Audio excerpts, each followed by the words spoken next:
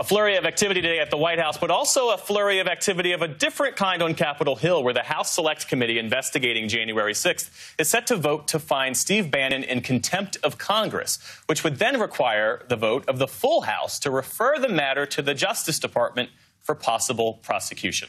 Joining us now are Washington Post national reporter and co-author of I Alone Can Fix It, Carol Leonnig, and former assistant U.S. attorney for the Southern District of New York, Danya Perry. Welcome to the both of you. So, Carol, one of the constants throughout Donald Trump's professional life is that he uses litigation to slow walk problematic issues. So in this instance, he's told his aides not to comply, and now he's suing the January 6th committee and the National Archives to block the release of his White House records.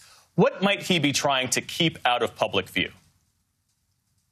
Well, first off, Jeff, you're absolutely right about your overall summary about the stall tactic and also the fairly broad use by the president when he was president to use executive privilege as the shield of everything. No one can testify in my impeachment trial, even if they are subpoenaed by a duly elected and appointed group of a congressional committee. That's just not true. But that's what President Trump, as president, did multiple times.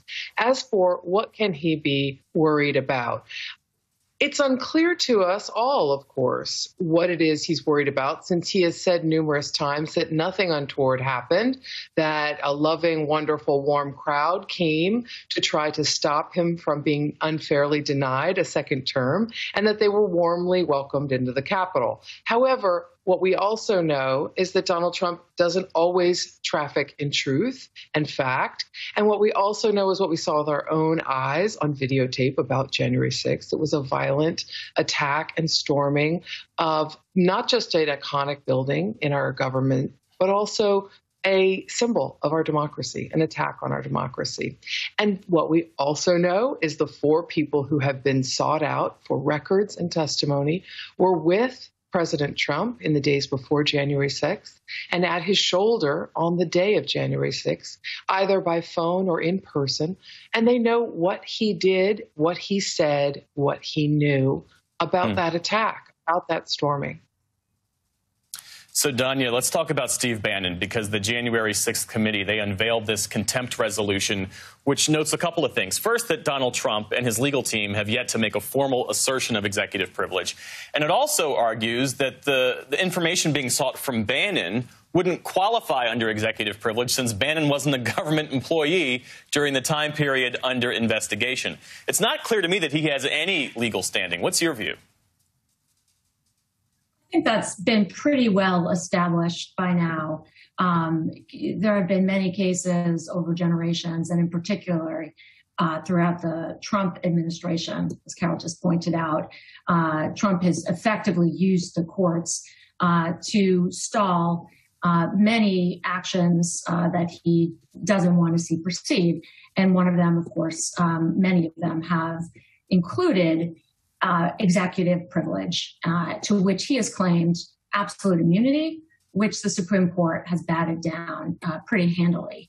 So as this report issued by the committee points out, Bannon does not have a prayer in hell, so to speak, for the assertion of this executive privilege. As you point out, he was a private citizen, and that's also just not the way the privilege operates. It doesn't operate as a blanket ability to just say, hey, I'm not going to show up. It has to be case by case, question by question, document by document, if it even applies at all. So he's on some pretty shaky ground here. So what then should we expect? Should Congress refer the case to the DOJ, and should the DOJ initiate a prosecution? So what we've seen in these cases is not a great track record for convictions. There haven't been many referred, of course, but we haven't seen successful convictions in generations. And, it does seem to many observers that this would be a slam dunk case. A subpoena was duly issued. He did not show up. What more proof do you need?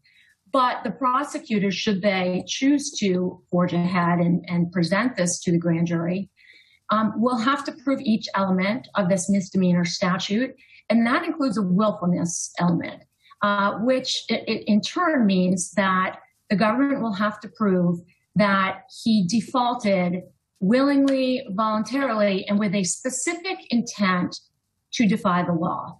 And the specific intent is where they could get tripped up. Anything, we've seen previous prosecutions where a witness says she was sick and couldn't show up or didn't have the money for the plane ticket. That's not going to be applicable here. But he could say he relied on his lawyer's advice, that there was a valid privilege that he was asserting, and that therefore he wanted this to play out in the courts. And should the court order him to produce documents or to submit for testimony, that he would do so. So there may be some speed bumps in the road, and that may factor into DOJ's decision whether to proceed with the case. So I think there is a consensus, if they do not proceed with this one, what case would they proceed against? Yeah. Danya Perry and Carol Lennig, thanks so much to the both of you. We'll keep you updated, of course, as this committee takes